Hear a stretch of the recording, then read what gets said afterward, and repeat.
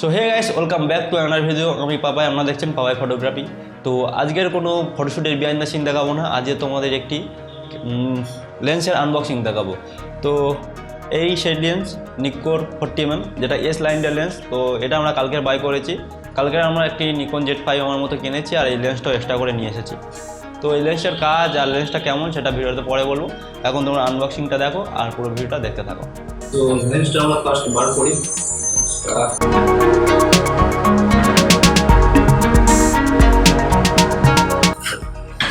আর কিছু দেয়নি এখানে, বুট বা পাউচ কিছু নেই। তো এটা আমাদের 40mm লেন্স দেওয়া হচ্ছে। এর হচ্ছে অ্যাপারচার f2। আশা করি ফটো তুললে বেটার কপি পাবো। তো এস মাউন্টেন লেন্স বলেছে অটো ফোকাসটা খুব সুন্দর হবে যদি আমরা মিররের সাথে, যেটা আমরা আমাদের Z5 এর সাথে ইউজ করি। তো আমাদের 50mm লেন্সটা ইউজ করি, সেটা আমাদের লাগিয়ে FTZ লাগিয়ে ইউজ করতে হয়। এটা আমাদের ডাইরেক্ট লেগে যাবে। এটাতে যেহেতু জেড সিরিজের লেন্স, তো আমাদের কোনো প্রবলেম হবে না, বিকজ আমাদের FTZ লাগাতে হবে না, লেন্সটা ছোটো ছোটো লাগবে। তো এবার আমরা বডিতে লাগিয়ে দিই, কেমন লাগে তারপরে দেখাচ্ছি। সো দেখা চয়েস, এটা আমার বডি।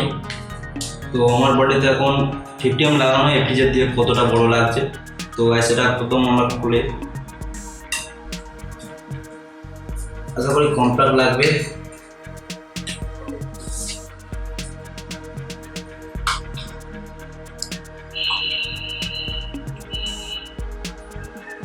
লেন্সটা ডটের সাথে ম্যাচ করে জাস্ট লাগিয়ে দিলাম।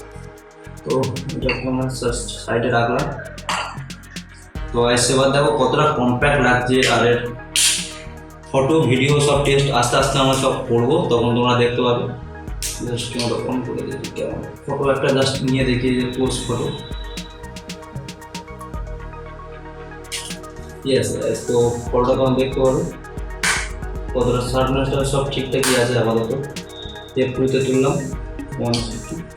তো আমরা এখন আউটডোরে শ্যুটটা করবো, আস্তে আস্তে ভিডিও আসবে।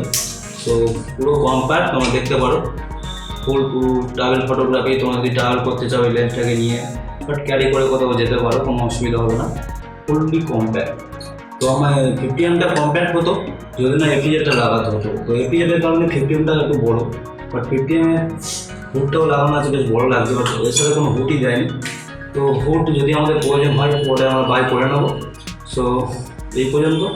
যদি ভিডিওটা ভালো লেগে থাকে গাইস, অবশ্যই চ্যানেলটা সাবস্ক্রাইব করে দিও, নোটিফিকেশন বেল অল করে দাও। ততক্ষণ সুস্থ থাকো, ভালো থাকো, টাটা।